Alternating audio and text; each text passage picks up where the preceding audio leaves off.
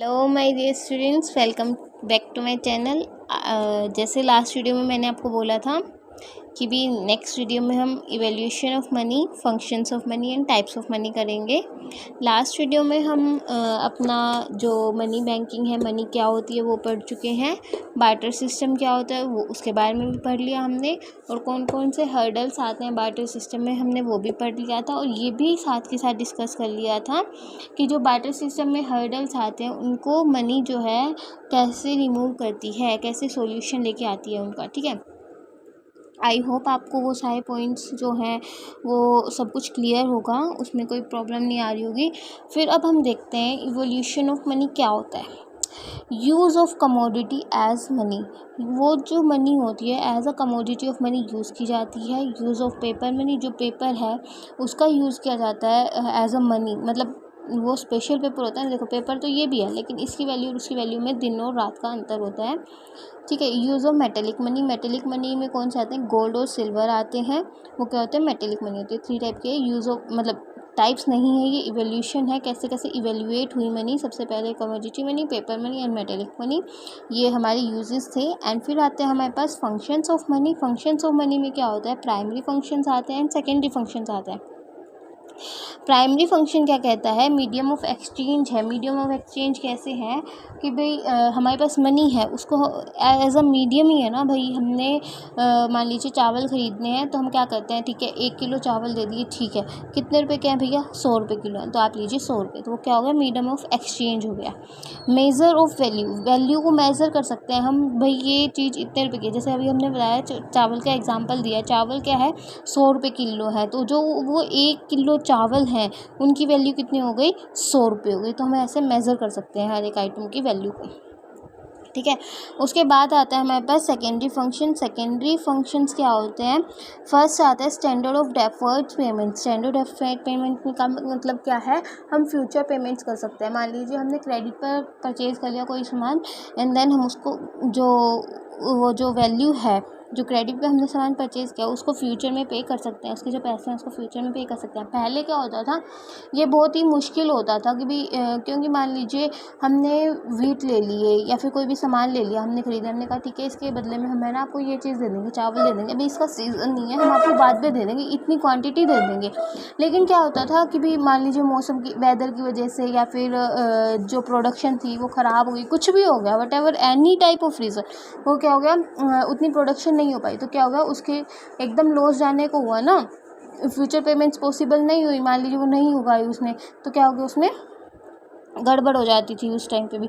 तब ये क्या है, फ्यूचर पेमेंट्स में भी हमारी हेल्पफुल होती है मनी जो होती है। स्टोर ऑफ वैल्यू, अब देखिए जो हमारी मनी है वो क्या होती है, एकदम बस पेपर्स ही तो होते हैं कि हम बैंक में भी डिपॉजिट कर सकते हैं, हम अपने घर पे भी रख सकते हैं, मतलब कैसे भी करके हम उसको स्टोर कर सकते हैं। उसमें कोई हमें वो नहीं होता, नुकसान नहीं होता। ऐसे तो नहीं है ना कि वो गल जाएंगे नोट या कुछ ऐसा होगा।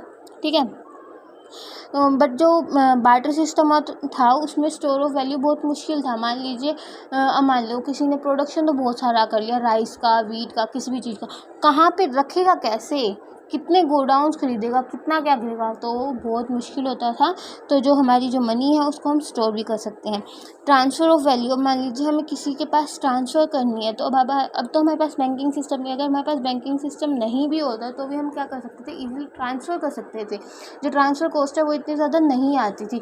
लेकिन मान लीजिए बार्टर सिस्टम है, उसमें हमें कोई प्रोडक्ट है जो ट्रांसफ़र करना है, उसमें ट्रांसफ़र वैल्यू ही सोच के देखिए कितनी आ जाती होगी। क्योंकि मान लीजिए चावल है वो हमें 1 क्विंटल ही कहीं पर ट्रांसफ़र करना है, तो उसमें क्या होती थी, कॉस्टिंग बहुत ज़्यादा आती थी, बहुत मुश्किल काम होता था ये। ठीक है, फिर आता है types of money. Types of money क्या होते हैं कि भी कौन कौन से टाइप्स की है हमारे पास मनी।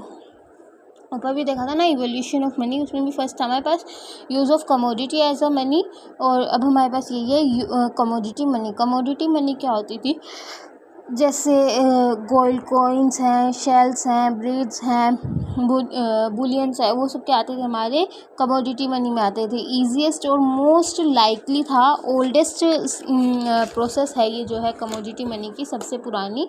फिर उसके बाद हमारे पास आती थी फेच मनी, जो क्या होती थी, पेपर मनी। उसकी जो फेस वैल्यू होती थी रियल मनी वैल्यू के इक्वल नहीं होती थी। मान लीजिए हमारे पास 500 रुपये का नोट है, उसकी हम सिर्फ वैसे वैल्यू देखें तो उसकी वैल्यू उतनी नहीं है ना जितनी 500 रुपये वैल्यू है। मतलब मान लीजिए उसकी फेस वैल्यू का मतलब है बना तो इस टाइप के कागज़ से ही है ना। अब ये 500 रुपये का थोड़ी ना कागज़ है, क्या है इसकी फेस वैल्यू कम है, उसकी रियल वैल्यू कम है और फेस वैल्यू क्या है ज़्यादा है। फेस वैल्यू मोर होती है, उनकी फेस वैल्यू ज़्यादा होती है और रियल वैल्यू इतनी नहीं होती है। अब इस पेपर की वैल्यू 500 रुपये थोड़ी ना है, क्योंकि देखिए यही पेपर हमारा 500 रुपये का नोट का भी मतलब जो 500 रुपये का नोट है वो भी इसी पेपर का बना है, 2000 का है वो भी इसी का बना है, 10 का है, 50 का है, कोई भी है वो बना तो इसी का है ना। तो क्या हो गया, जो फेस वैल्यू है वो ज़्यादा होती है मगर रियल वैल्यू इतनी ज़्यादा नहीं होती। ठीक है, फिर उसके बाद आता है फिडुक्री मनी। फिडुक्री मनी वो क्या होती है, मोड ऑफ एक्सचेंज है, लीगल टेंडर ऑफ गवर्नमेंट नहीं होता, जैसे कि भी चेक्स हैं, ड्राफ्ट्स हैं, नोट्स हैं, वो उसमें आते हैं। कॉमर्शियल बैंक मनी क्या होती है, मतलब नेक्स्ट पॉइंट आता है हमारे पास commercial bank of money. Commercial bank money वो क्या होती है, created by so called fractional reserve banking system. Fractional reserve banking is when the bank provides loan और advance worth greater than the value of real currency they possess. आई बात समझ में। Fractional यही होती है बैंकिंग सिस्टम के द्वारा, रिजर्व बैंकिंग सिस्टम के द्वारा जो प्रोवाइड की जाती है। मेटेलिक मनी क्या होती है, मेटेलिक मनी भी हमारी वही होती है, गोल्ड सिल्वर हो गए, ब्रॉन्ज हो गए, बुलियंस हो गए, ये सब क्या आते हैं मेटेलिक मनी में आते हैं। पेपर मनी मैंने आपको पहले ऊपर बताया, जैसे फेट मनी के अंदर ही हमारे पेपर मनी होते हैं, तो जो ये क्या है गवर्नमेंट के द्वारा नोट्स इशू किए जाते हैं। Representative money all taken coins, जो कोइंस हैं पेपर नोट्स हैं वो क्या कहलाते हैं, हमारे रिप्रेजेंटेटिव मनी कहलाती है, या फिर हम इसके अंदर सिर्फ उसके बारे में भी बता सकते हैं जो हमारे कॉइन्स हैं। फिर आता है बैंक मनी, जो विड्रॉ किए जाते हैं हमारे चेक्स वगैरह, वो क्या होते हैं बैंक मनी का पार्ट है। क्रेडिट मनी, जो लोन एक्सटेंड किया जाता है किसके द्वारा, बैंक के द्वारा किसी इंडिविजुअल और बिजनेस को। प्लास्टिक मनी क्या होती है, जैसे हमारे डेबिट कार्ड्स हैं, क्रेडिट कार्ड है, मतलब ATM कार्ड हो गया, क्रेडिट कार्ड हो गया, वो हमारे सारे प्लास्टिक मनी में आते हैं। आई होप आपको ये सब पॉइंट्स जो टाइप्स ऑफ मनी मैंने आपको कराया, इवैल्यूएशन ऑफ मनी हुआ, फंक्शंस ऑफ मनी हुआ, और जो लास्ट वीडियो में हमारा बार्टर सिस्टम के बारे में हुआ था, आपको क्लियर हो गया होगा।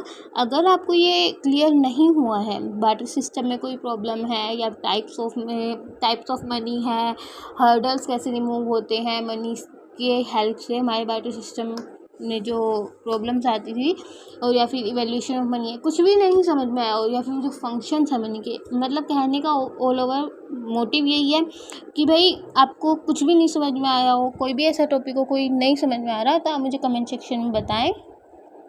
और वीडियो अच्छा लगा हो तो लाइक शेयर करना ना भूलें, चैनल को सब्सक्राइब करें। Thank you so much, bye bye.